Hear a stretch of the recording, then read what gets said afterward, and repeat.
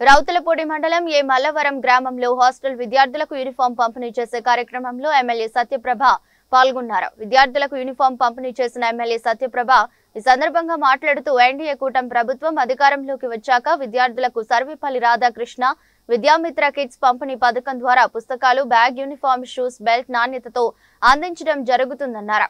గత ప్రభుత్వం అమ్మఒడి పేరిట ఇంట్లో ఒక్కరికి మాత్రమే 13,000 ఇస్తే ఎన్డీఏ కూటమి ప్రభుత్వం తల్లికి వందనం పేరిట ఎంతమంది విద్యార్థులు ఉంటే అంతమందికి తల్లికి వందనం ఇవ్వడం జరుగుతుందన్నారు. మధ్యాహ్న భోజనంలో సన్నబియ్యం వినియోగించడం జరుగుతుందన్నారు. కార్యక్రమంలో ఎన్డీఏ కూటమి శ్రేణులు పెద్ద సంఖ్యలో పాల్గొన్నారు. ఏదైతే మన ఎన్డీఏ కూటమి ప్రభుత్వం ఏర్పడిన తర్వాత మన నాయకులు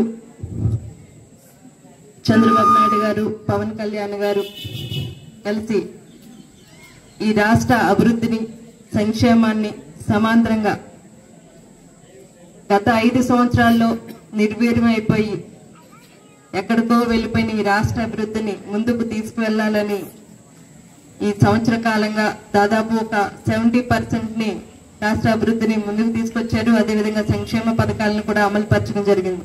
ఇక మన విద్యాశాఖ మంత్రి నారా లోకేష్ గారు అయితే విద్యా వ్యవస్థలో కొత్త నిర్ణయాలతో ఎక్కడికో వెళ్ళిపోయిన విద్యా వ్యవస్థ విచ్ఛిన్నం అయిపోయింది గత 5 సంవత్సరాల్లో.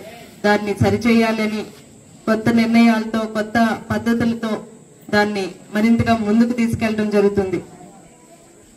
అందులో భాగంగానే మనం ఒక్కసారి ఒక విషయం గుర్తించుకోవాలి. గత 5 ఏళ్లలో ఈ విద్యా వ్యవస్థ ఎంత వెనుకబడిపోయిందో మనం అందరం కూడా ఉపాధ్యాయులు మేము ఎందుకు ఈ వృత్తిలో ఉన్నాం అన్న సందిగ్ధంలో కూడా పడిపోయారు. వారికి ఉపాధ్యాయ వృత్తి కన్నా మిగిలిన పనులు ఎక్కువైపోయి, అంటే వారికి ప్రభుత్వం అప్పటి ప్రభుత్వం చెప్పిన అవన్నీ